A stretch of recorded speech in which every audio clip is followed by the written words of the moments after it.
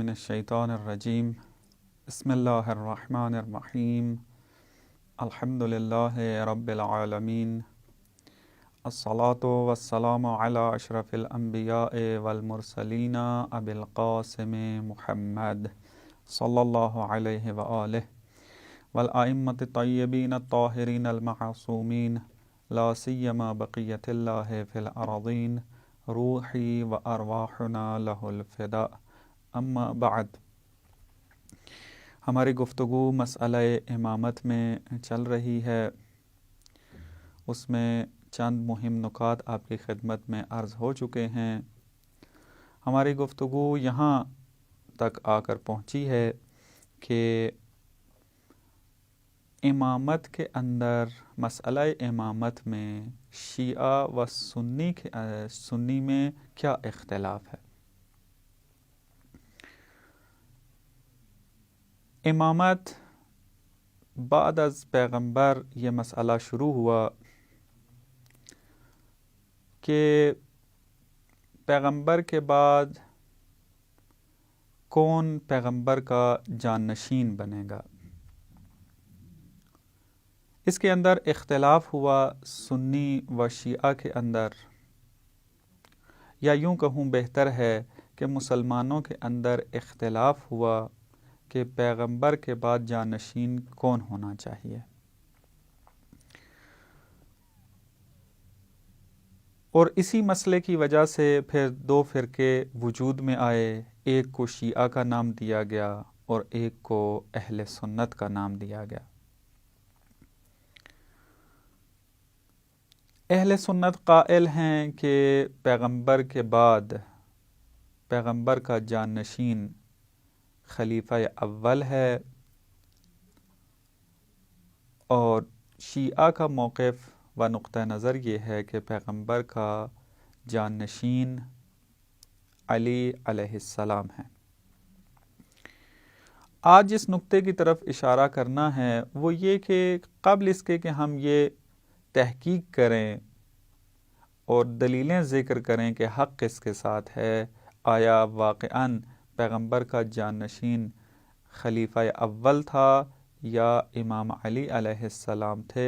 اس مسئلے کو حل کرنے سے پہلے ایک مطلب واضح کرنا ضروری ہے کہ اصل میں اختلاف تھا کیا۔ بعض یہ کہتے ہیں کہ اختلاف فقط یہ تھا کہ پیغمبر کے بعد حکومت کون کرے گا، حاکم کون بنے گا۔ شیعہ نے کہا کہ پیغمبر کے بعد اس امت اسلامیہ کا حاکم علی علیہ السلام ہے، اور اہل سنت نے کہا کہ حاکم خلیفہ اول ہے۔ اگر ہم اس کو درست فرض کریں کہ واقعاً اختلاف یہ تھا، تو پھر حق اوصاف امام کے اندر اہل سنت کے ذات ہے۔ کیوں؟ اس وجہ سے کیونکہ اہل سنت قائل ہیں کہ امام جو بعد از پیغمبر ہوگا اس کا نہ افضل ہونا ضروری ہے، نہ معصوم ہونا ضروری ہے، نہ علم الہی کا حامل ہونا ضروری ہے، بلکہ وہ جس طریقے سے بھی مسند خلافت پر بیٹھ جائے وہ حاکم ہوگا اور امت کے اوپر اس کی پیروی کرنا لازم ہوگا۔ لیکن جب ہم تحقیق کرتے ہیں تو نتیجہ یہ نکلتا ہے کہ اصل حقیقت یہ نہیں تھی، سوال یہ نہیں اٹھا تھا پیغمبر کے بعد کہ پیغمبر کے بعد امت اسلامیہ کا حاکم کون بنے گا، یہ سوال نہیں اٹھا تھا، بلکہ حقیقت میں سوال یہ تھا کہ پیغمبر کے بعد ہم دین کس سے اخذ کریں۔ اگر دین کے اندر کوئی اختلاف ہو جائے، مثلا اگر ایک آیت موجود ہے اس کی تفسیر کے اندر اگر اختلاف ہو جائے صحابہ کے درمیان یا دوسرے لوگوں کے درمیان،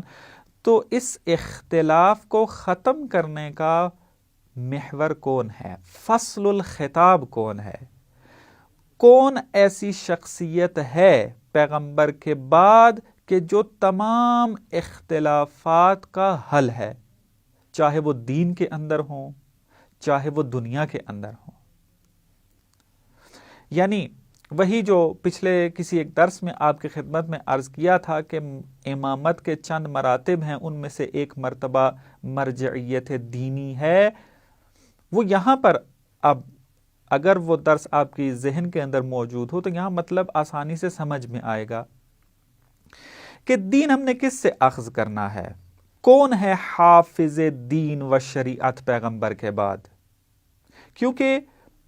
دین اسلام کی خصوصیت یہ ہے کہ یہ دین خاتم ہے، اس کے بعد کوئی نیا دین نئی شریعت نے نہیں آنا، اس دین نے قیامت تک لوگوں کی ہدایت کے لیے باقی رہنا ہے۔ اب پیغمبر کی عمر تو کم تھی، پیغمبر جب اپنے دور میں رہے، اس دین کو ابلاغ کیا، اس دین کی تفسیر کی، اس دین کی حفاظت کی،